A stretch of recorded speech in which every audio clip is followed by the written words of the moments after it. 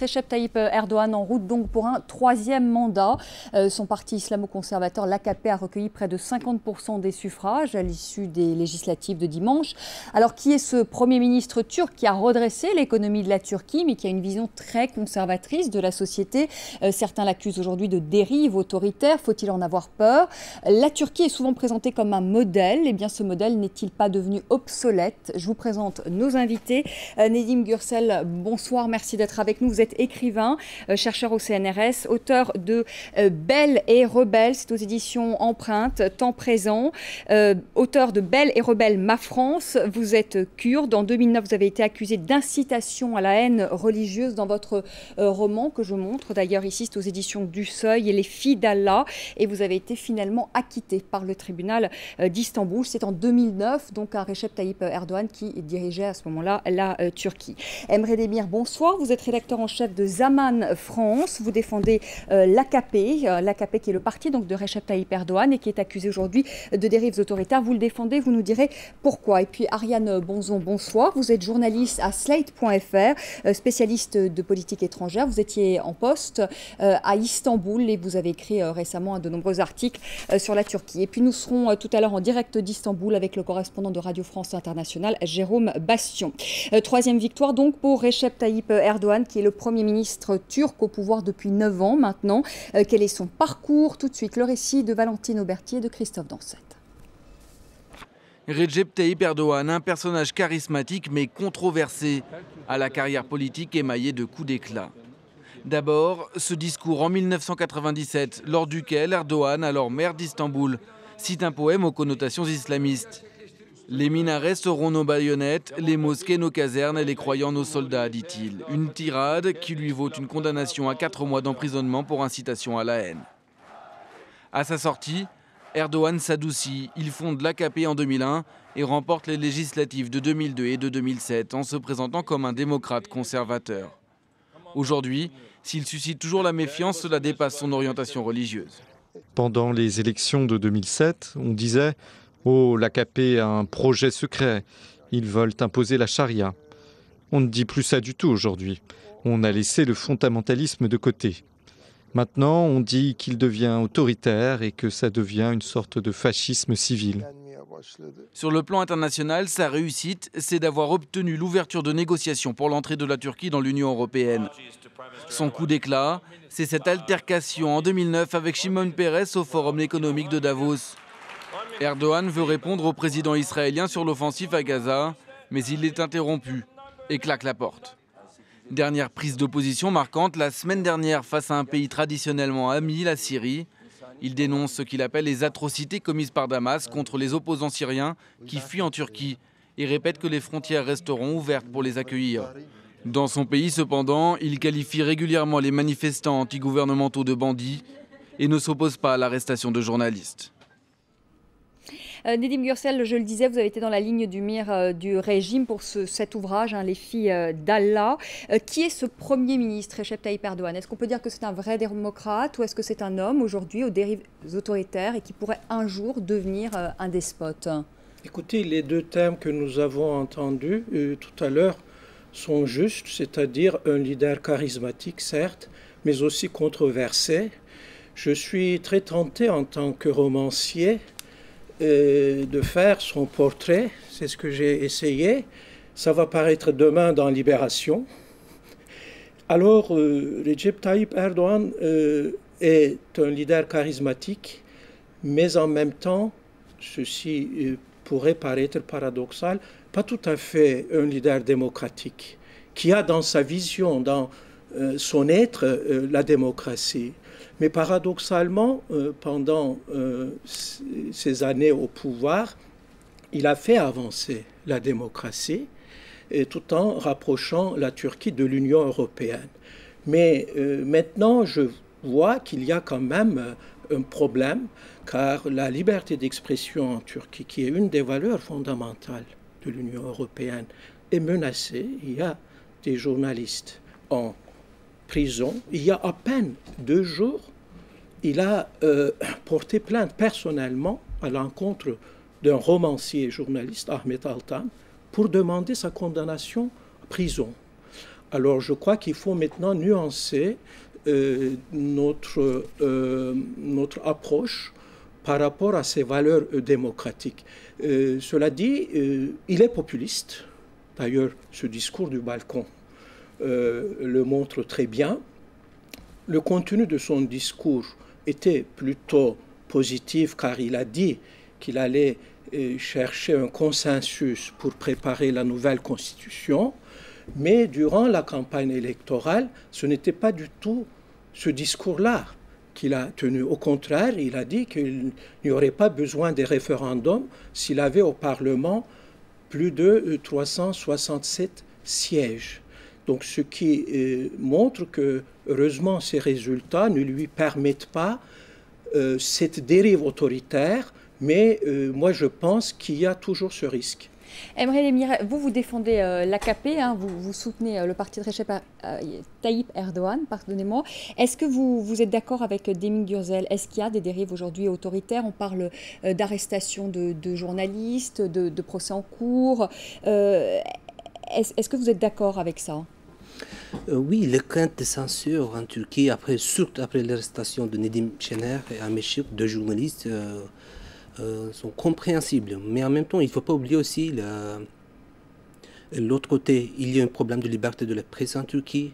Il y a 4000 procès en fait en cours en Turquie envers les journalistes, surtout les journalistes.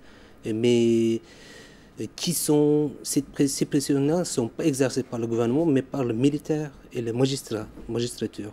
Et donc, les journalistes qui sont en train de, arrêtés ou soit prosécutés, donc ils ont plutôt Ergenekon est plutôt connu pour ses opinions envers le régime kémaliste, envers le régime des militaires. Donc, les pressions exercées par l'armée et la magistrature est beaucoup plus importante que le gouvernement. Il y a les arrestations dont on a parlé de journalistes, mais il y a aussi tout un discours, par exemple, autour de la femme, sur le port du voile notamment, sur le fait que la femme doit avoir 3 enfants. Il y a un discours quand même très, très conservateur maintenant qu'on entend de la part du Premier ministre turc. Je dois ajouter qu'à une époque, quand même, il a proposé de punir l'adultère. Ça aussi. Le projet de loi a été retiré parce qu'il y a eu une telle protestation. Donc pour moi, c'est un personnage énigmatique, intéressant du point de vue du romancier que je suis à analyser, mais nous verrons bien comment il va évoluer. Ariane Bonzon, est-ce qu'il y a un objectif islamiste caché? Parce que quand on parle de Recep Tayyip Erdogan, on pense toujours à ça. C'est ça qui me pose un peu problème. C'est que jusqu'en 2007, c'était l'agenda islamiste caché. On accusait ce gouvernement AKP de vouloir appliquer la charia, de vouloir installer un régime à l'iranienne. Bon, maintenant on n'en parle plus. Visiblement, c'est bon. Maintenant, est-ce que ce n'est pas un nouveau procès d'intention que d'accuser M. Erdogan de dérive autocratique? Alors, c'est vrai que c'est un homme autoritaire, c'est vrai que ça fait 9 ans qu'il est au pouvoir et qu'on a rarement vu un homme politique au pouvoir pendant tant d'années devenir plus libéral ou plus démocrate qu'il ne l'était au début. C'est vrai aussi qu'il a maintenant la volonté de...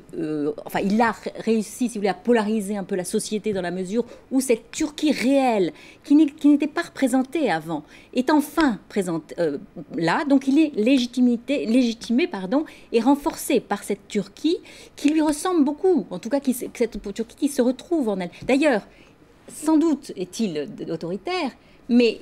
Il a été applaudi. Enfin, le résultat des élections, visiblement, ça pose pas tellement de problèmes. Cet autoritarisme, parce que, il faut quand même le dire, et Nedim ne me contrera pas, il y a une tradition autoritaire en Turquie. C'est vrai, mais j'irai un peu dans ton sens, car il a aussi mis fin à la tutelle de l'armée, ce qui était une bonne chose pour la démocratisation du pays. Mais l'armée qui était quand même garante de la laïcité, hein. Alors, si vous voulez, ce qui s'est passé, je pense que Nedim, comme beaucoup d'intellectuels, ont un peu fermé les yeux sur l'aspect plus discutable de Tayyip Erdogan parce que les intellectuels étaient des alliés objectifs d'Erdogan quand il a démantelé l'armée. Enfin, quand il a essayé de renvoyer l'armée. Maintenant que c'est fait, ces intellectuels disent, bon, bah, maintenant, ça y est, ce boulot est fait, on va exiger de lui ce qu'on exige de n'importe quel démocrate, si vous voulez. Au début, je pense qu'il y a une exigence qui est passée à un degré au-dessus, et c'est très bien pour la démocratie.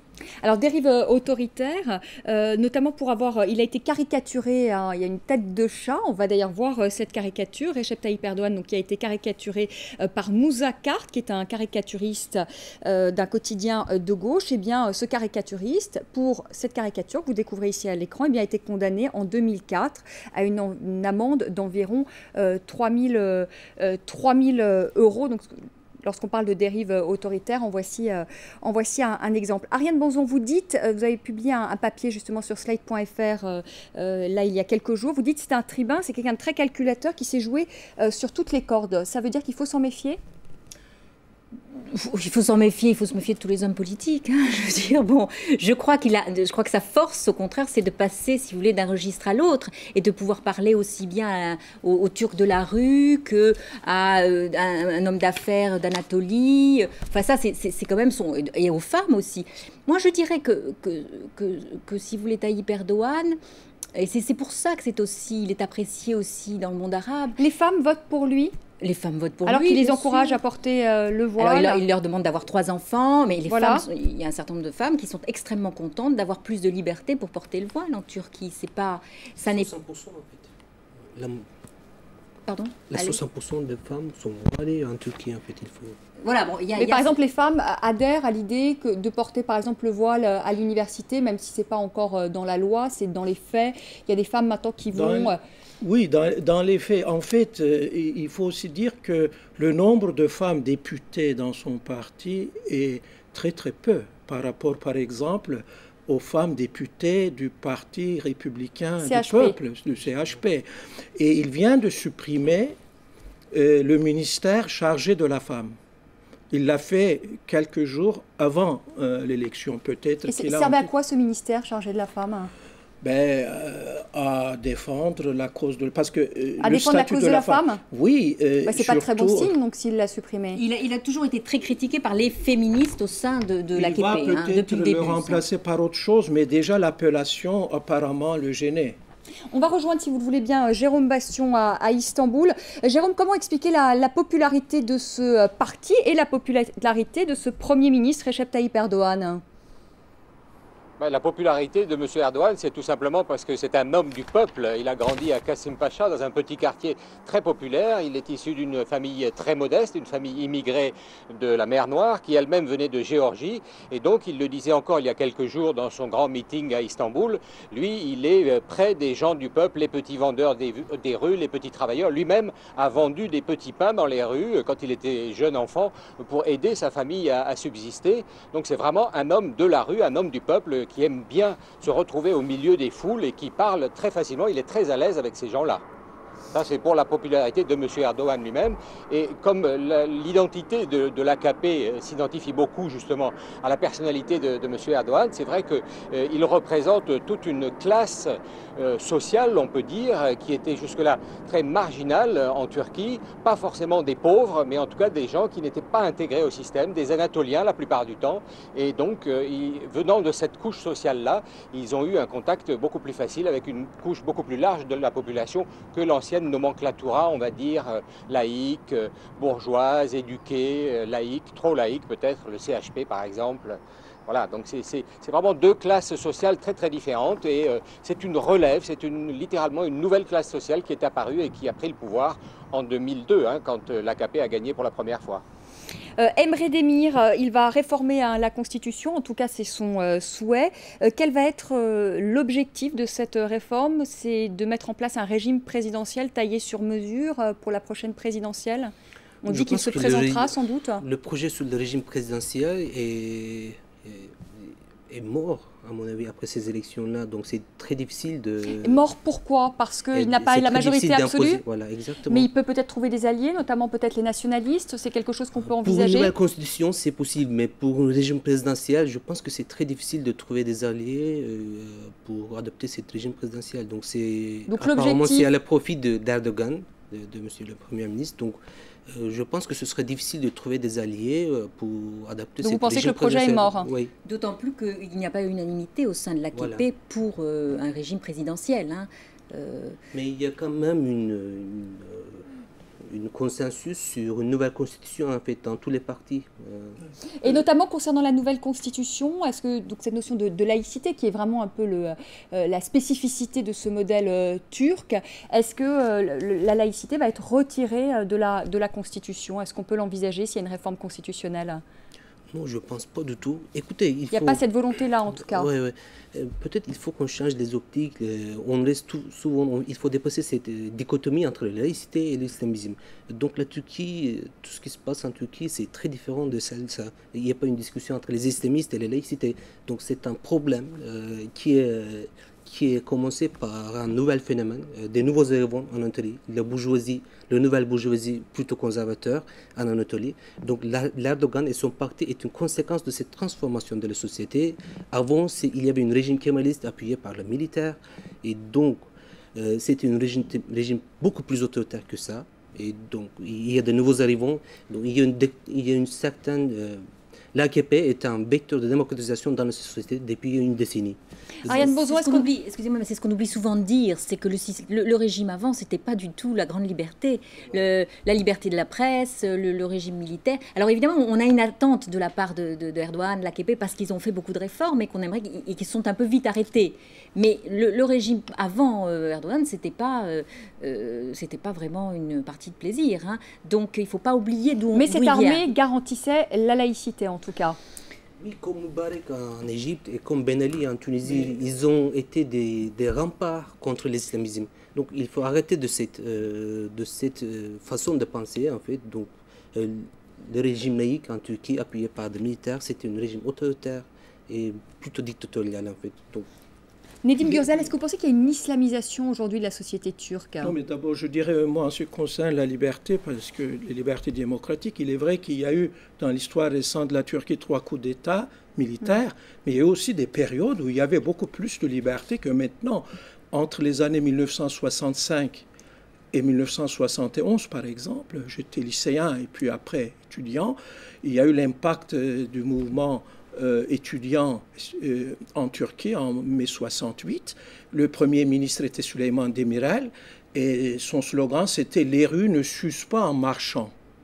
Aujourd'hui, quand on proteste, M. Erdogan, on reçoit soit un gaz lacrymogène, soit un mandat du procureur de la République qui vous convoque au tribunal. Donc vous êtes inquiet quand même, Nedim Gürsel, hein? Écoutez, on ne peut pas dire que... c'est-à-dire, il y a dans la tradition turque, depuis la fondation de la République de Turquie, une tendance à l'autocratie, à l'autoritarisme, qui vient, enfin, il serait long à expliquer ici, mais disons de la tradition kémaliste. Mais la Turquie a connu, malgré cela, des périodes, quand même, peut-être très courtes, hélas, de démocratie, comme je l'ai dit. Maintenant, on va voir,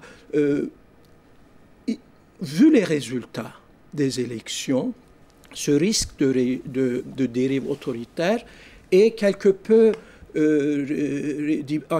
diminué, parce que l'AKP n'a pas obtenu, comme il le souhaitait, 330 sièges.